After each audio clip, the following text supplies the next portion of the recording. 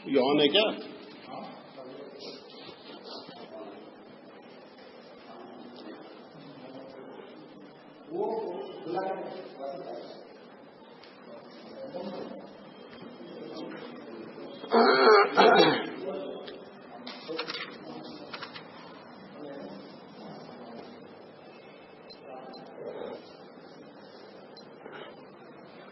السلام علیکم ورحمۃ اللہ وبرکاتہ۔ الحمد للہ رب العالمین والعاقبۃ للمتقین والصلاة والسلام علی رسولہ الکریم۔ اعوذ باللہ من الشیطان الرجیم، بسم اللہ الرحمن الرحیم۔ لقد کان لکم فی رسول اللہ اسوۃ حسنہ۔ محترم حضرات، یہ سیرت رسول اکرم صلی اللہ علیہ وسلم پر سلسلے وار پروگرام چل رہا ہے اور آج اس کا 129واں درس ہے۔ ہم گفتگو کر رہے ہیں سن 8 ہجری کے بارے میں، اور میں نے بتایا کہ اللہ کے رسول صلی اللہ علیہ وسلم نے مکے کو کس طرح فتح کیا اور اللہ نے آپ کی کس طرح مدد فرمائی، اور بہت ہی تھوڑے سے وقت میں اللہ کے فضل سے اور اس کی نصرت سے نبی کریم صلی اللہ علیہ وسلم نے بہت بڑی مہم کو سر کیا۔ اس کے بعد میں نے آپ کو بتایا تھا کہ اللہ کے رسول نے عمرہ کیا، اور عمرہ کرنے کے بعد جو ہے وہ مدینہ واپس آ گئے۔ مدینہ جب واپس آئے تو یہ ذی الحجہ کا مہینہ تھا، یعنی گویا آخری مہینہ تھا سن 8 ہجری کا۔ نبی کریم صلی اللہ علیہ وسلم نے اپنے خاص لوگوں سے مشورہ کیا کہ تقریباً 80% عرب کا علاقہ جو ہے وہ اب اس وقت اسلام اور مسلمانوں کے قبضے میں ہے، تو ان کی تربیت کا بھی نظم ہونا چاہیے اور وہاں پر اسلامی حکومت کا بھی نظم ہونا چاہیے۔ اس غرض سے اللہ کے رسول صلی اللہ علیہ وسلم نے مختلف جگہ پر جو ہے وہ گورنر سے پہلے اپائنٹمنٹ کیے۔ یمن ایک بڑا علاقہ تھا، تو وہاں پر یمن جو قبضے میں تھا وہ روم کے قبضے میں تھا۔ ان کا جو گورنر تھا وہ اسلام قبول کر لیا اور اللہ کے رسول صلی اللہ علیہ وسلم کے ہاتھ پر سرنڈر ہو گیا۔ اللہ کے رسول صلی اللہ علیہ وسلم نے اسی کو یمن کا گورنر برقرار رکھا۔ اس کے بعد کچھ دن کے بعد اس کا انتقال ہو گیا، بادان اس کا نام تھا، تو اللہ کے رسول صلی اللہ علیہ وسلم نے اس کے بیٹے کو گورنر بنایا۔ کچھ دن بعد اس کا بھی انتقال ہو گیا، تب اللہ کے رسول صلی اللہ علیہ وسلم نے معاذ بن جبل رضی اللہ تعالیٰ عنہ کو اس کا گورنر بنایا، جو بہت مشہور واقعہ ہے معاذ بن جبل کا۔ نجران تھوڑی دور پر تھا، ابو سفیان کو جو ہے وہ اس کا گورنر بنایا، کیونکہ ابو سفیان جو ہے وہ حکومت کے لحاظ سے بہت ہی اسٹرانگ آدمی تھے۔ یمن کے قاضی کی حیثیت سے حضرت علی رضی اللہ تعالیٰ عنہ کو شروع میں یہ اپائنٹمنٹ کیا گیا۔ عدن ایک جگہ تھی، وہاں پر حضرت ابو موسیٰ اشعری رضی اللہ تعالیٰ عنہ کو بھیجا۔ میں آپ کو بتانا چاہتا ہوں، ایسے اور بھی ہے، خلاصہ کلام یہ ہے کہ فوراً پورے علاقے کو جو ہے وہ نظم میں باندھنے کی کوشش کی گئی، اور یہ بھی نظریہ تھا کہ ان لوگوں کو بھیج کر کے وہاں پر اسلامی تہذیب، کیونکہ ساری چیزوں کی تربیت کرنی ہے، طہارت کے مسائل ہے، نماز کا مسئلہ ہے، حکومت کیا کہتے ہیں عدالتیں کیسے چلیں گی، یہ سارے مسائل تھے۔ بہرحال اللہ کے رسول صلی اللہ علیہ وسلم نے ان سب پر قبضہ پانے کے لیے اپنے اپنے لوگوں کو بھیجا۔ اب بھیجنے کے بعد اب یقینی بات ہے کہ حکومت تو آ گئی، قائم بھی ہو گئی، پیسے کہاں سے آئیں گے؟ پیسے بھی تو چاہیے۔ تو اللہ کے رسول صلی اللہ علیہ وسلم نے تقریباً 12 لوگوں کو اپائنٹمنٹ کیا کہ جو علاقے مسلمان ہوئے ہیں وہاں سے جا کر کے ان کو زکوٰۃ کا نظم بتائیں اور زکوٰۃ وصول کر کے لے کر کے آئیں۔ بہر جن کو اللہ کے رسول صلی اللہ علیہ وسلم نے اپائنٹمنٹ کیا وہ گئے اور جا کر کے جو ہے وہ زکوٰۃ وصولنے کی بات کی۔ کچھ لوگوں نے اس میں کیا کیا، اب معاملہ جب پیسہ دینے کے آیا، لا الہ الا اللہ کہہ دینے میں تو آسانی سے کہہ دیا، اب جب زکوٰۃ کا نظم سمجھایا گیا اور یہ ہوا کہ اپنے مال میں سے 2.5% دینے کی بات ہے، تو کچھ لوگوں نے شرارتیں شروع کی۔ نبی کریم صلی اللہ علیہ وسلم نے ان لوگوں کو کہا کہ دیکھو یہ بات یاد رکھو، جہاں پر قرآن کریم نے نماز کا حکم دیا ہے وہیں پر زکوٰۃ کا بھی حکم دیا ہے۔ شاید 80 یا 82 جگہ قرآن کریم میں نماز کے ساتھ زکوٰۃ کو کیا کیا گیا ہے، ساتھ ساتھ ذکر کیا گیا ہے کہ نماز پڑھتے ہیں زکوٰۃ دیتے ہیں، نماز پڑھتے ہیں زکوٰۃ دیتے ہیں۔ تو اللہ کے رسول صلی اللہ علیہ وسلم نے جن لوگوں نے بھی زکوٰۃ سے انکار کیا، تو اللہ کے رسول صلی اللہ علیہ وسلم نے ان کے ساتھ جن لوگوں کو والی کو بھیجا تھا ان کو یہ اختیار دیا تھا کہ اگر زکوٰۃ سے انکار کرتے ہیں تو جنگ سے مسئلے کو حل کیا جائے گا، زکوٰۃ وصول کرنی ہی کرنی ہے۔ بہرحال اس میں سے کچھ بڑے خطرناک صورتیں اختیار کر گئیں۔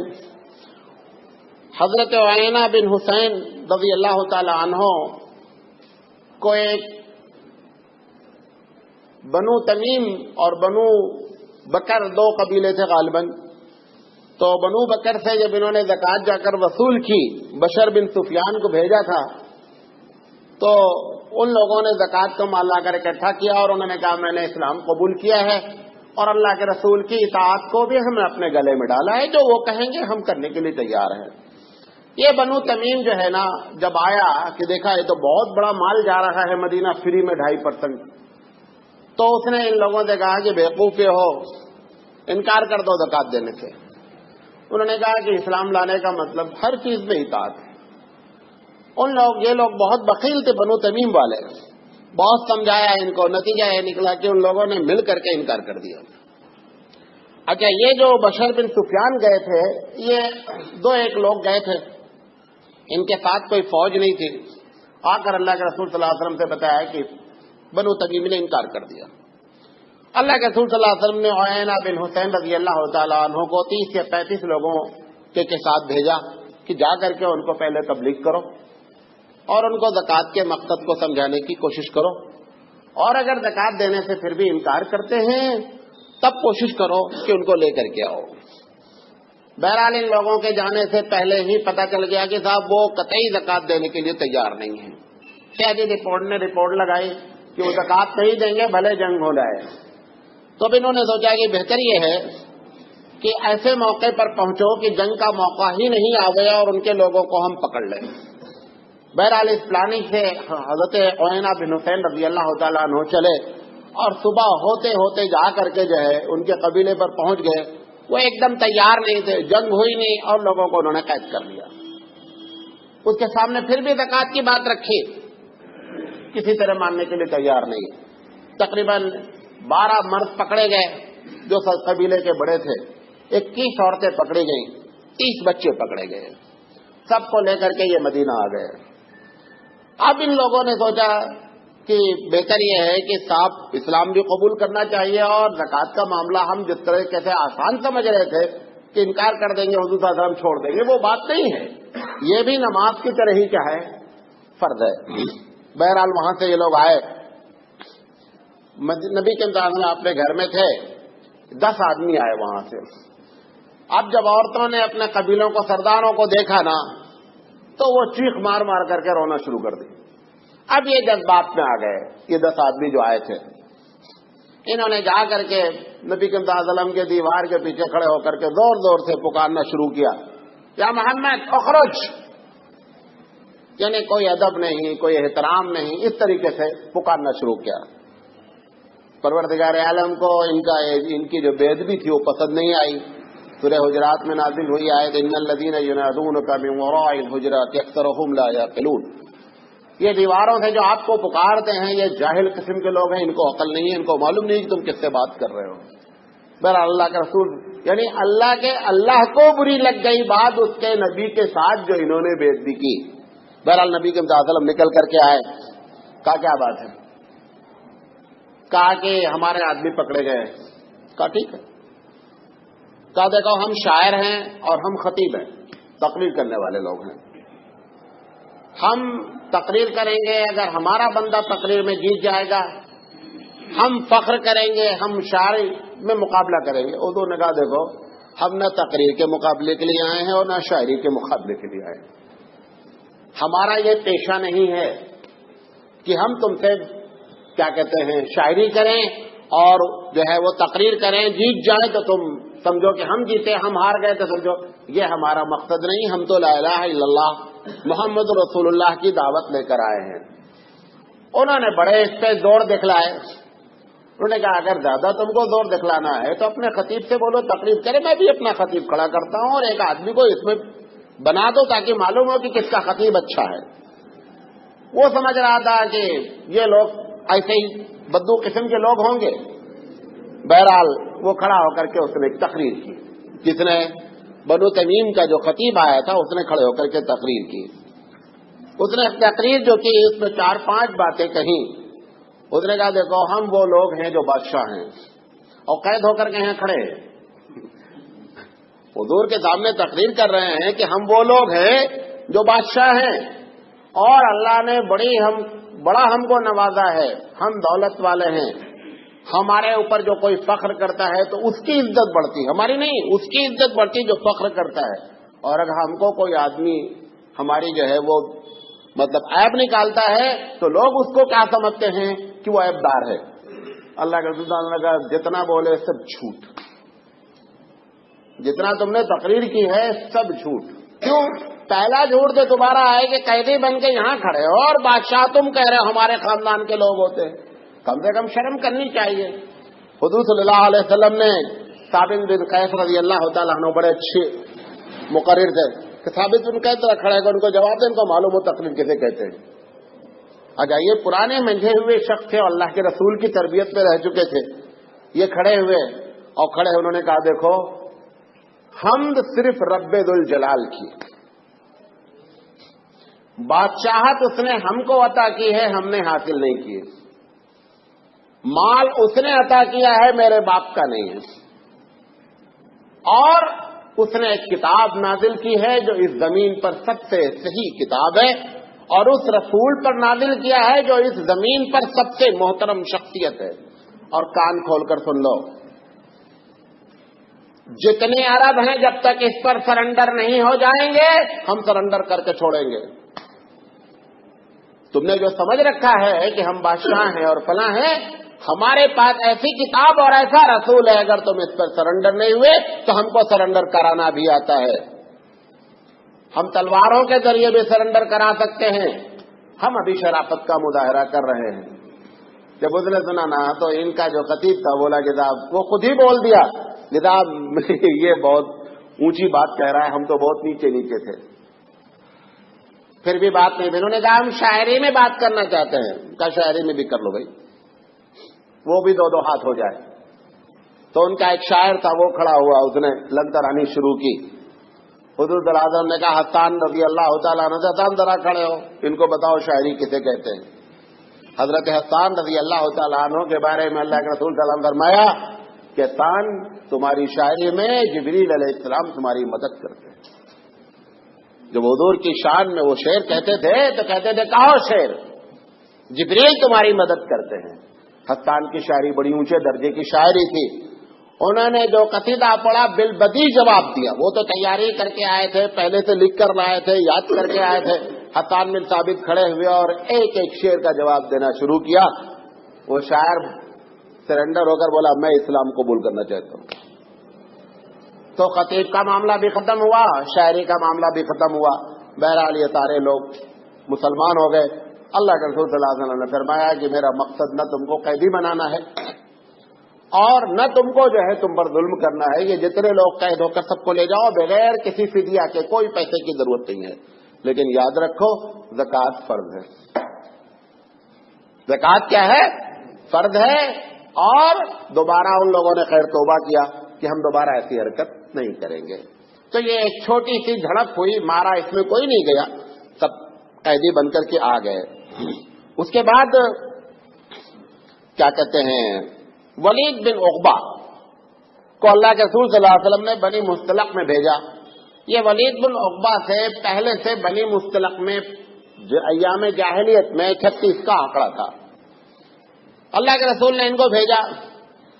یہ جب ان کو معلوم ہو گیا کہ ولید بن عقبہ آ رہے ہیں اور حضور صلی اللہ علیہ وسلم نے ان کو زکوٰۃ وصول کرنے کے لیے بھیجا ہے، تو ان کے خاندان کا طریقہ یہ تھا کہ وہ اسلحے سے لیس ہو کر کے بارڈر پہ جا کر کے مہمان کا ویلکم کرتے تھے. انہوں نے سوچا اللہ کے رسول کا قاصد ہے، لہذا اس کا اہتمام ہونا چاہیے، اس کو ویلکم کرنا چاہیے. انہوں نے اپنا خوب اسلحہ لگا کر کے جا کر کے بارڈر کے قریب ویلکم کرنے کے لیے تیار کھڑے ہوئے. یہ ولید بن عقبہ دور سے ان کو دیکھے کہ ارے یار یہ تو سب جنگی کی تیاری کرنے کر کے آئے ہیں. یہ وہاں مطلب اتنی دور سے ہی ابھی تھے کہ یہ وہاں سے اپنا گھوڑا واپس کیا انہوں نے اور واپس آ گئے اور کہا اللہ کے رسول صلی اللہ علیہ وسلم وہ زکوٰۃ دینے سے وہ لوگ انکار کر گئے. اب اللہ کے رسول صلی اللہ علیہ وسلم کو بڑی حیرت ہوئی کیونکہ اس قبیلے کے بارے میں آپ کو معلوم تھا کہ یہ بڑے اچھے لوگ ہیں.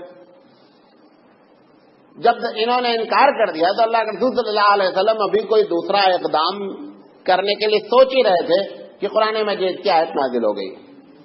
وَإِن جَاءَكُمْ فَاسِقٌ بِنَبَإٍ فَتَبَيَّنُوا أَن تُصِيبُوا قَوْمًا بِجَهَالَةٍ فَتُصْبِحُوا عَلَىٰ مَا فَعَلْتُمْ نَادِمِينَ. اللہ کے رسول صلی اللہ علیہ وسلم کو اللہ نے کہا کہ اللہ کہ رسول جب کوئی اس قسم کی خبر آ جائے تو پہلے تحقیق کر لیا کرو کوئی قدم اٹھانے سے پہلے.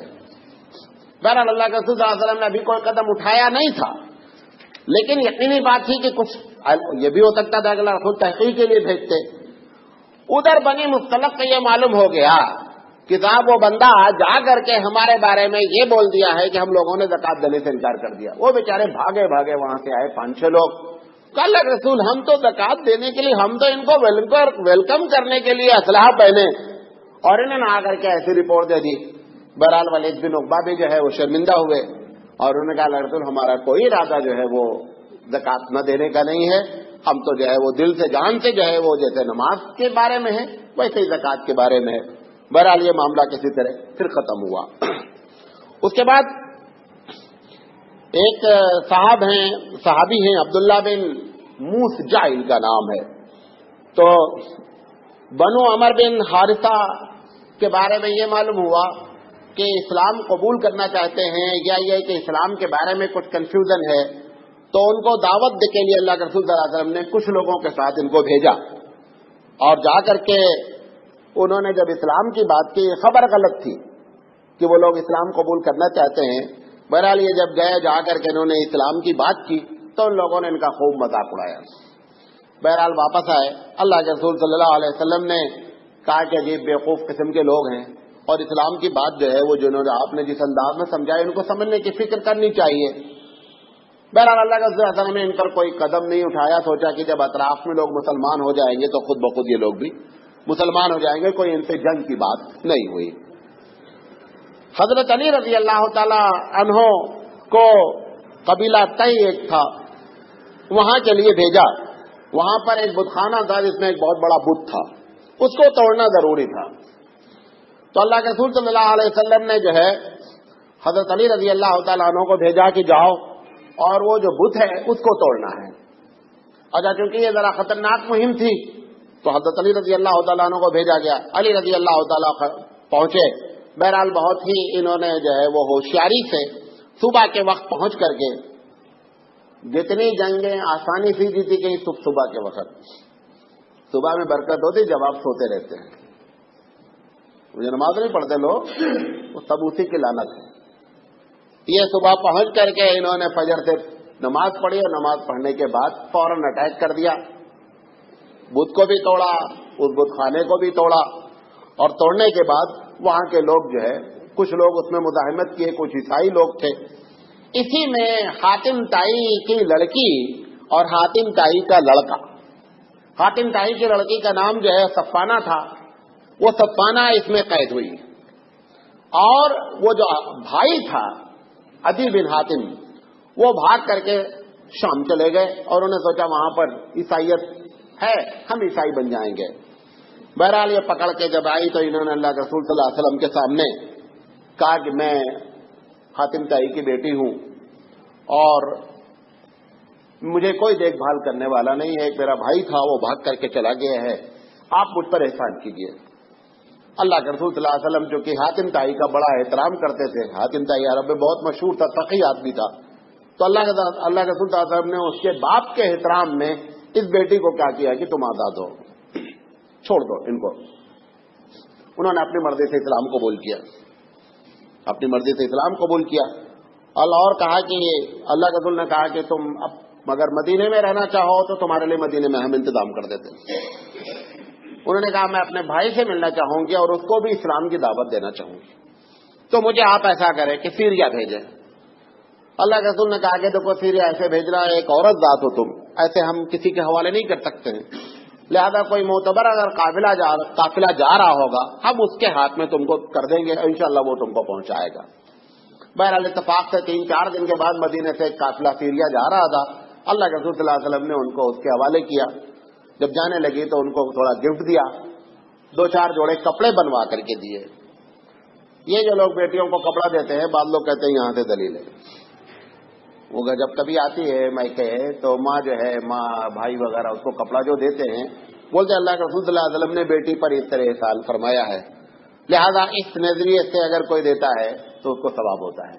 رسم نہیں، اس نظریے سے اگر کرے گا تو انشاءاللہ کیا ملے گا، اس کو ثواب ملے گا. بہرحال 2-4 جوڑے کپڑے اللہ کے رسول نے راستے کا یہاں سے وہاں تک کا جو ہے وہ کھانے کا انتظام کیا اور قافلے والوں سے کہا کہ اس کا احترام برقرار رہنا چاہیے. خیر یہ گئی اور جا کر کے اپنے بھائی کو سمجھایا کہ دیکھو جس سے تم ڈر کر کے آ رہے ہو اس سے ایک مرتبہ مل کے دیکھو. تو ہم لوگوں نے جو کچھ سنا ہے وہ نہیں ہے، محمد صلی اللہ علیہ وسلم وہ نہیں ہے، ایک دم اس کے الٹے ہے جو ہم لوگوں نے سنا ہے، یہ ساری رومر ہے، لہذا ہم کو چلنا چاہیے اور اللہ کے رسول کے ساتھ. بہرحال انہوں نے سمجھایا اور سمجھانے کے بعد وہ آئے اور اللہ کے رسول صلی اللہ علیہ وسلم کے سامنے انہوں نے اسلام قبول کیا اور اس کے بعد بہت اچھے مسلمان رہے. اس طریقے سے جدہ سے نیوز آئی کہ آپ کچھ حبشی آئے ہیں جو جدہ پر حملہ کرنا چاہ رہے ہیں. اللہ کے رسول صلی اللہ علیہ وسلم نے علقمہ بن محرز کو بھیجا کہ ان کو جا کر کے دفع کرو. 300 لوگوں کے ساتھ بھیجا. جب یہ حبشیوں کو معلوم ہوا کہ 300 کا قافلہ مدینے سے چل پڑا ہے تو قبل اس کے کہ یہ جو ہے وہ پہنچے مدینہ اس سے پہلے یہ لوگ فرار ہو گئے. اس طریقے سے چھوٹی چھوٹی جھڑپیں ہوتی رہیں. اب اس کے بعد ایک ہی جنگ بچی ہے. اسی درمیان میں اللہ کے رسول صلی اللہ علیہ وسلم یہ ساری ترتیب اور تربیت کر رہے ہیں. اسی درمیان میں جو ہے وہ قیصر جو روم کا بادشاہ تھا اس کو یہ اطلاع ملی کہ محمد صلی اللہ علیہ وسلم کا انتقال ہو گیا. یہ ایک رومر پھیلائی گئی. اچھا ادھر مکہ اور مدینے پر جب مکہ فتح ہو گیا تو اطراف کے جو لوگ بھی بارڈر والے تھے نا سب الرٹ ہو گئے کہ ہمارا نمبر بھی آ سکتا ہے. اچھا سارا بارڈر اس کا لگتا تھا. کس کا؟ یہ روم کے بادشاہ قیصر کا. اس کا ایریا پورا لگتا تھا. کچھ لوگ بھاگ کر کے اس کے ایریے میں داخل ہو گئے تھے. جب یہ فتح مکہ ہوا تو ایک بڑی تعداد تو 70 سے 80% ادھر آ گئی، لیکن کچھ لوگ بھاگ کر کے اس بادشاہ کے جو ہے زمین میں داخل ہو گئے اور انہوں نے اپنے آپ کو کہا میں عیسائی ہوں یا عیسائیت قبول کر لیا. تو ان لوگوں نے چاہا کہ اس بادشاہ کو غلط رومر پھیلا کر کے ایک مرتبہ مدینے پر اس بادشاہ کی طرف سے حملہ کروایا جائے. تو اچھا بادشاہ کو جب یہ اطلاع ملی اور یہ بھی کہا کہ آج کل مدینے میں قحط چل رہا ہے، جانور ان کے مر رہے ہیں، فوج اگر نکلنا بھی چاہے گی تو نکل نہیں سکتی کیونکہ حالات اتنے خراب ہیں اور ان کے یہاں آپس میں انتشار ہے. ساری جھوٹی باتیں انہوں نے کہنا شروع کیا. یہ دماغ اس کا خراب تھا ہرقل کا، یہ کیا کہتے قیصر روم کا، اس نے ان کی ساری رومر پر اچھا کچھ اس کو بھی اپنا ذاتی فائدہ تھا کیونکہ اس کو خطرہ تھا کہ جب اسلام اسٹرانگ ہو جائے گا تو بارڈر کس کا لگے گا؟ ہمارا لگے گا. اچھا ایران اور روم دونوں آپس میں سپر پاور تھے، ان دونوں کا ایسے چلتا تھا. ان کا تھا کہ کہیں ایران ان کے سپورٹ میں آ کر کے ہم کو ختم نہ کر دے. یہ ساری ایسی سچویشن بن رہی تھی کہ اللہ کے رسول صلی اللہ علیہ وسلم کو معلوم ہوا کہ قیصر روم 40,000 کا لشکر لے کر کے جو ہے وہ نکل رہا ہے. تقریباً 700 کلومیٹر کا فاصلہ تھا یہ جو ہے جو جنگ تبوک ہوئی مدینہ سے. یہ دمشق اور ڈیمسکس جسے کہتے ہیں آج، اس کے اور مدینے کے بیچ کا یہ علاقہ ہے. تو ان کا یہ تھا کہ ہم مدینے پہ چڑھ کر کے حملہ کریں، وہ لوگ ادھر نہیں آ پاوے۔ اچھا، راستے سے کچھ قبیلے آئے اور قبیلے آ کر کے نبی کریم صلی اللہ علیہ وسلم کو انہوں نے اطلاع دی۔ اس قبیلے میں کچھ لوگ جھوٹے بھی تھے، کچھ سچے بھی تھے، الگ الگ افواہیں اللہ کے رسول صلی اللہ علیہ وسلم کو دی گئی۔ اللہ کے رسول صلی اللہ علیہ وسلم نے صحابہ کو بلایا اور بلا کر کے کہا کہ ایسے ایسے حالات ہیں۔ ایک شکل یہ ہے کہ مدینہ میں رہ کر کے ڈیفینس کیا جائے، ان کو ادھر آنے دیا جائے، اور ایک شکل یہ ہے کہ نکل کر کے ڈیفینس کیا جائے۔ نبی کریم صلی اللہ علیہ وسلم کی رائے تھی کہ مردانگی اس میں ہے کہ ہم خود نکل کر ڈیفینس کریں، ان کو یہاں تک آنے کے نہیں دیں۔ صحابہ نے اللہ کے رسول صلی اللہ علیہ وسلم کی رائے پر اتفاق کیا کہ ہم لوگوں کو نکل کر کے ڈیفینس کرنا چاہیے۔ اب جب اللہ کے رسول صلی اللہ علیہ وسلم نے جنگ کے لیے اعلان کیا تو مسائل سب سے پہلے تھے، گرمی شدید پڑ رہی تھی، تو کچھ لوگوں کی رائے تھی کہ گرمی کو ٹال دیا جائے۔ اس کے بعد انہوں نے کہا ٹال نہیں سکتے، وہاں سے چل پڑا ہے، وہ تو ٹالنے کی بات ہوتی کہ ہم اٹیک کرتے تو چلو ایک آدھ مہینہ ڈیلے کر لیں، وہاں پہ معاملہ کیا ہو چکا ہے، چل پڑا ہے، لہذا ہم کو ہر حال میں مدافعت اپنی کرنی ہی کرنی ہے۔ کچھ منافقین تھے، وہ چاہتے تھے کہ جنگ ہونا ہی نہیں، اب اگر نہیں جائیں گے تو لسٹ آؤٹ ہو جائے گی کہ اتنے لوگ منافق ہیں۔ تو مشورہ دے رہے ہیں اللہ کے رسول کو کہ ایسی حالت میں گرمی ہے اور فلاں ہے، بڑے ہمدردی میں۔ اس کے پہلے اللہ نے اپنے رسول کو بتا دیا تھا یہ اس میں اتنے لوگ مدینے میں منافق ہیں۔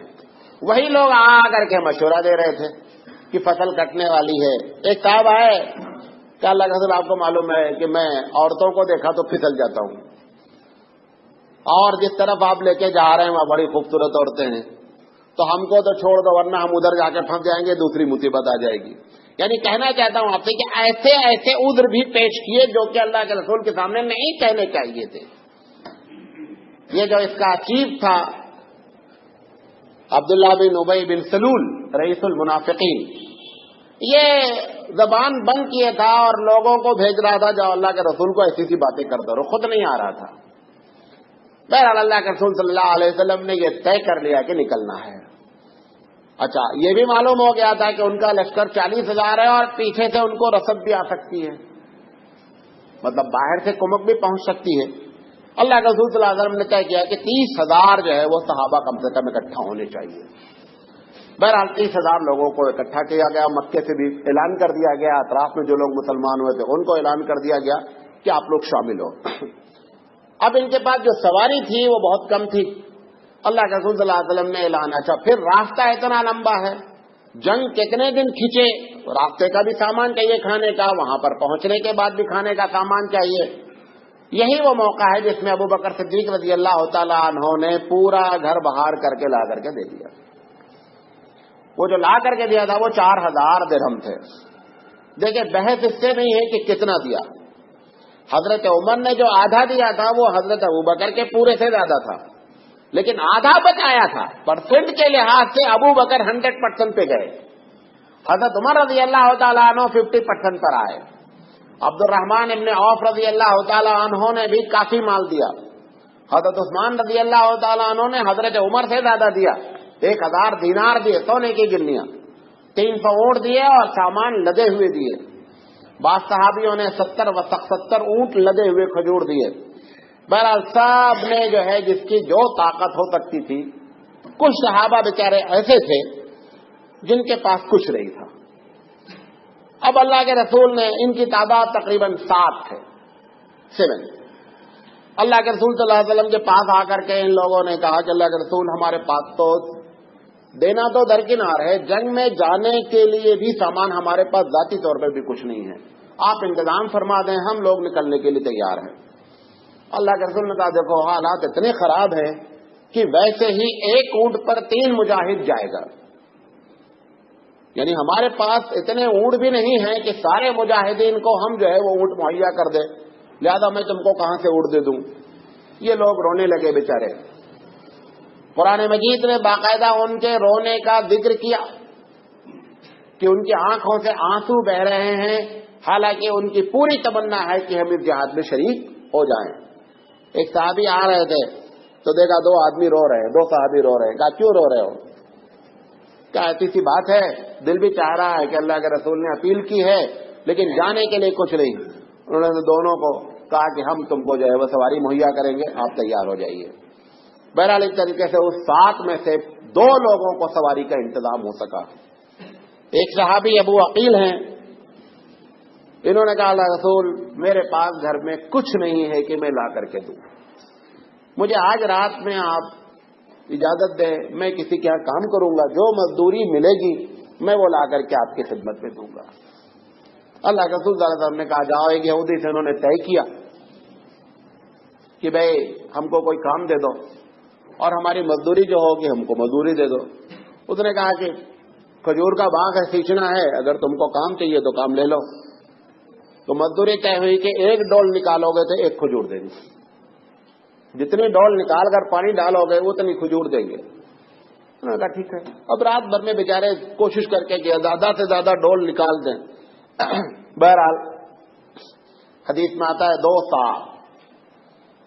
تقریباً 5 کلو کے قریب ہوتا ہے، اتنی انہوں نے کھجور اکٹھا کی.